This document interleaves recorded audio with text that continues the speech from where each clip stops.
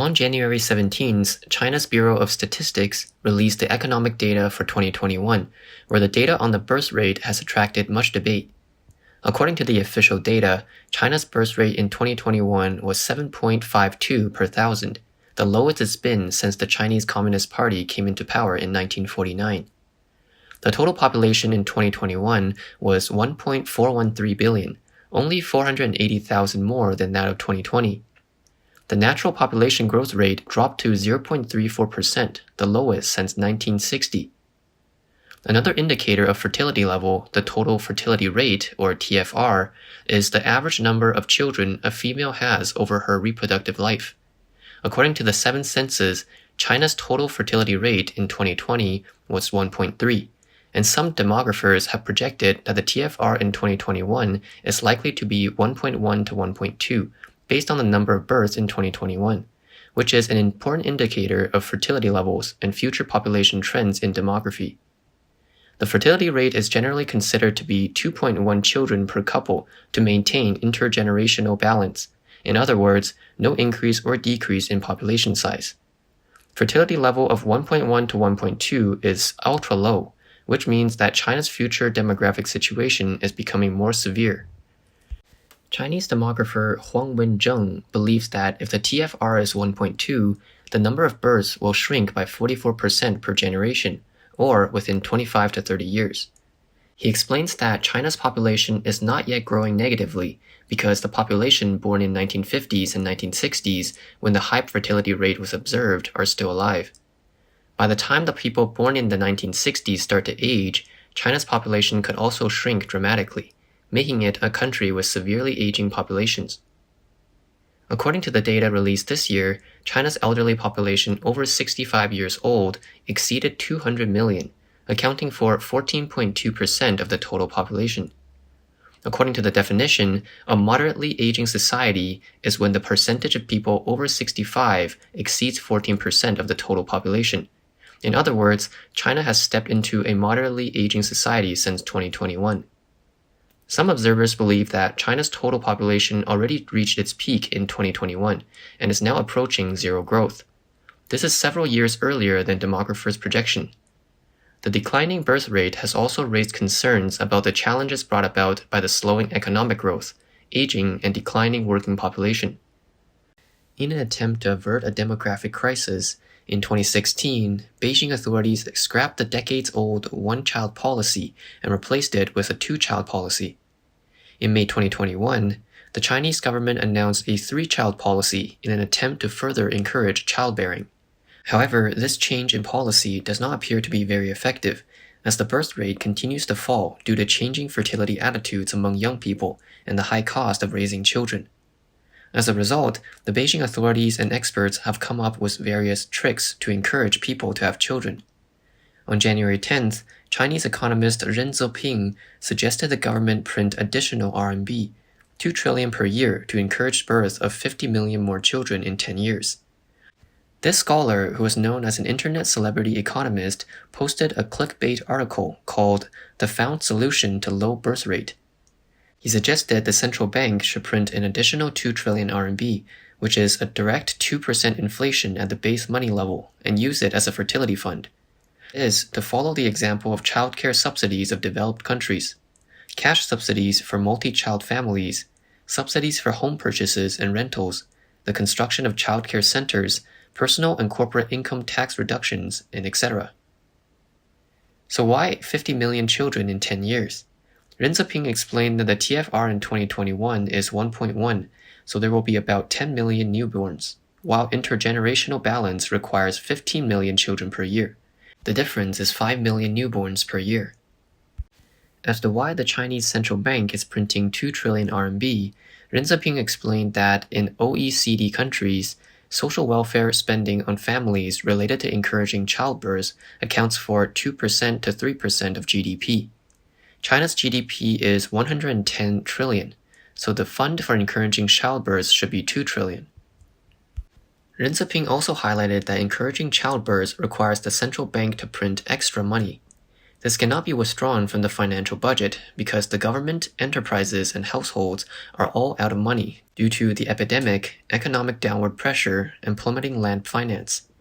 He said that China has a history of printing money to stimulate real estate, which left behind high housing prices. But if it were to print money to encourage childbirth, it will leave behind a young generation. He also mentioned that the females born between 1975 to 1985 are to be counted on for newborns, rather than the 1990s and 2000s generation, because the former still believes in the traditional idea of more children, more fortune. On the other hand, the 1990s and 2000s generations do not even want to get married, not to mention for them to have any more children. Ren Zeping not only expressed his views, but also conducted a questionnaire survey on Weibo. As of 3:20 a.m. on January 11th, the survey results released showed that among the 7,822 people who participated, 4,903 people, or about 62%, chose support for the Childbirth Encouragement Fund. Another 13,000 people took part in the survey on reasons for not wanting to have children.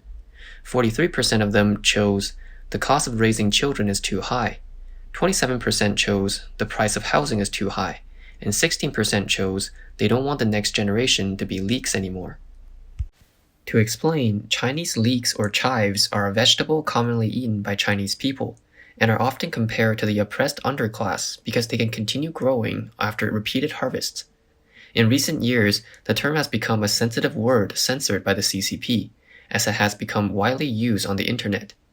As a popular finance blogger, Ren Zeping's comments have naturally sparked heated debate on the internet, not to mention the fact that the survey mentioned the sensitive word leak. The Ren Zeping article triggered a furor after it was published. It has been criticized by many media for its ridiculous suggestions, and on the evening of the 12th, Ren Zeping's Weibo account showed that the user is currently banned for violating relevant laws and regulations. But there is no shortage of supporters of Ren's proposal. For example, Liang Jianzhang, the founder of Trip.com, agreed with Ren Zeping and posted a more specific proposal. Give each child $2,000 per month in subsidies until the child turns 20. He also suggested some supporting financial measures, such as cutting income tax and social security contribution by half for both parents of two-child families, while three-child families are fully exempted from tax and social security contribution. He estimated the amount of cash and tax deductions to be 2 trillion yuan per year, accounting for 2 to 3% of GDP. He also suggested that the government subsidize 50% of the interest on mortgage loans for families with 2 children or more, and that the government compensate for the increased expenditure by increasing the supply of land for auction. Ren Zeping's proposal may seem absurd, but it has its validity after some analysis. He is using the concept of a maternity fund as a cover, advocating that the benefits should be handed out to the people. As we all know, most of China's social welfare and medical resources are taken up by the privileged. These vested interest groups are China's huge bureaucracy and their relatives, who only care about their own positions and interests, and much less about the people. Since the outbreak of the new epidemic, it has had a tremendous impact on the economies and livelihoods of people in various countries. China's strict zero-tolerance policy has led to the closure of large numbers of businesses and job losses for many people. According to data obtained by the Washington Post, in the first 11 months of 2021, approximately 4.37 million Chinese small and medium-sized businesses closed permanently, more than 3 times the number of new businesses that opened during the same period. The closures have been accompanied by a massive wave of unemployment. This has not only caused a large number of mortgage payments to be cut off, but also left many people unable to make ends meet. So how can they be in the mood or afford to have a second or even a third child? Most of the Western countries have well-developed relief systems, either in the form of loans or cash to subsidize enterprises and poor people. But China has almost no relief measures for businesses and people. Therefore, if Ren Zeping's proposal is adopted by the authorities, it may not be a bad thing for the general public if the overissued currencies can be used for the right people. As a highly regarded economist who has served as a policy advisor to many Chinese Communist Party departments, Ren Zeping has produced a number of significant analyses, and he must know best what the real economic situation is and what the real demographic situation is in China. He has no choice but to propose a solution to the crisis in an almost absurd way. If we were to change the wealth redistribution model in China by asking the government to pay for or give tax cuts to multi-children families, the government will surely refuse. Hence, he proposed the seemingly absurd idea of printing 2 trillion RMB as the startup capital for the fertility fund. The explanation of Liang Jianzhang, a supporter of Ren Zeping, is that the 2 trillion RMB will be invested in child-related consumption by families with many children, so that the excess capacity in the society will be activated again, and the inflation can be easily absorbed. But when this plan is implemented, things may not go as he intended. In the past, China's inflation and debt risks were mainly absorbed by the real estate sector. And now that the CCP is emphasizing that housing is not for speculation, this reservoir function will no longer work. Some experts have also analyzed that Ren Zeping's proposal to use a massive monetary overpayment to promote the birth of 5 million more people each year is an attempt to use the demographic dividend to amortize the inflation and debt risks accumulated in the Chinese economy, and to supplement domestic demand and productivity. In fact, Ren Zeping himself should know that this proposal is not realistic or feasible, and it's just another powerless idea under the Chinese communist system. If the CCP were to overissue RMB, it will be economical suicide.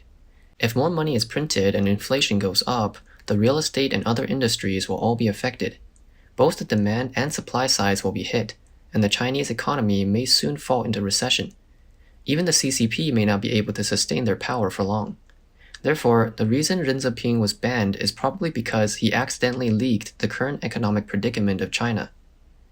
According to analysis of commentator Wen Zhao, the peak of childbirths in many countries did not happen during times of welfare and money distribution, but during times when society had the most freedom and vigor. So stable employment, satisfaction with compensation, and optimism about career development works better than any welfare system. It doesn't matter how you do it, but giving benefits to the ordinary people will always be best. At the end of the day, only by achieving a fair society and sustainable prosperity will the population problem truly be solved.